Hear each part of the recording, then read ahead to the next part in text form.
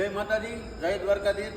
આજે જે મને એક અનુભવ થયો છે ને એની સત્યતા હું તમને બધાને શેર કરું છું કે ભગવાન જેવું કંઈક છે ને એનું જીવતું જાગતું ઉદાહરણ। આજે મેં બપોરે કૂતરાના રોટલા વિશેનો જે વિડીયો બનાવ્યો છે અને ખરેખર મેં નિર્દોષ ભાવે કૂતરાને રોટલા નાખ્યા છે ને એમનું પરિણામ હજી તો દી નો આપ્યું ને એ જ દિવસનો એ પહેલા મેં કોઈ દિવસ વિચાર્યું નહોતું। એવા વ્યક્તિ મને મળવા આવ્યા ભાવનગર ડેપોની અંદર અને એમણે મેં કોઈ દિવસ ન ખાધા હોય ને એવા પેંડા મને ખવડાવ્યા।